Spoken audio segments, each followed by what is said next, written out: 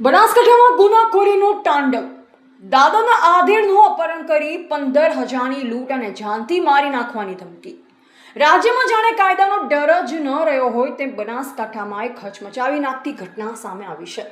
સમી તાલુકાના દાદર ગામના વતની અજમલભાઈ ચૌધરીનું અપહરણ કરી તેમની પાસે રહેલ રોકડ રૂપિયા 15,000ની લૂંટ ચલાવી અને ત્યારબાદ ફરિયાદ કરશે તો જાનથી મારી નાખીશું તેવી ખુલ્લી ધમકી આપતી ઘટનાથી સમગ્ર પંથકમાં ભયનો માહોલ છવાઈ ગયો છે. આ સમગ્ર ઘટના દેવદરબાર મઠના બળદેવનાથના માણસો દ્વારા અંજામ આપવામાં આવી હોવાનો ગંભીર આક્ષેપ થયો છે. મળતી માહિતી મુજબ દિયોદર રોડ પરથી અજમલભાઈ ચૌધરીનું બળજબરીપૂર્વક અપહરણ કરવામાં આવ્યું હતું. અપહરણકારો તેમને સીધા દેવદરબાર મઠ ખાતે લઈ ગયા, જ્યાં તેમને બંધક બનાવી આ મુજબની ક્રૂરતા આચરવામાં આવી.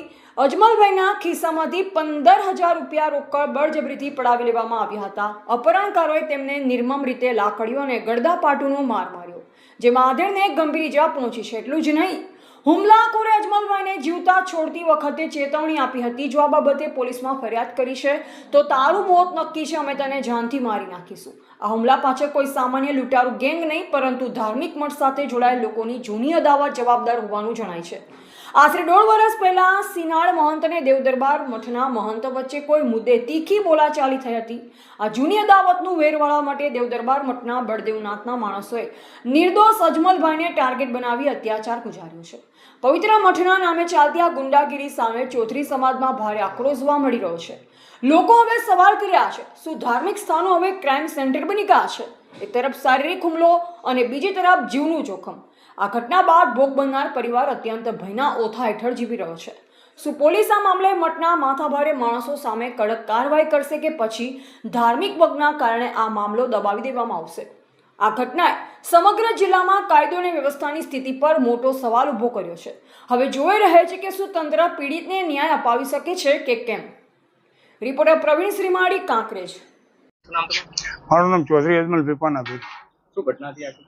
આખી સાહેબ, હું દાદર ગામથી માટલા ગામે બેસણા માટે ગયેલો અને ત્યાંથી મારા છોકરાનો ફોન આવેલો અને એ ફોન લઈને, અરે ભાઈ ફોન આવેલો બીજવારો લેતા આવજો, એટલે વરસાદ થયેલો તો હું બીજવારો બિયારણ લેવા માટે થરા ગામે આવેલો અને થરા હું ગયેલો તો ત્યાં આગળ હું બીજવારો લઈને નીકળેલો.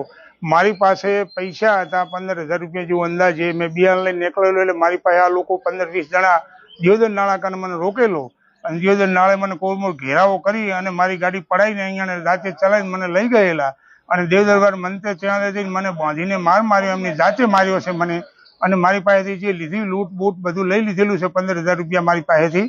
અને બીજું કે મને કે હજુ તને મારી નાખી તો કોઈને ફરિયાદ કે ફાંડું કહી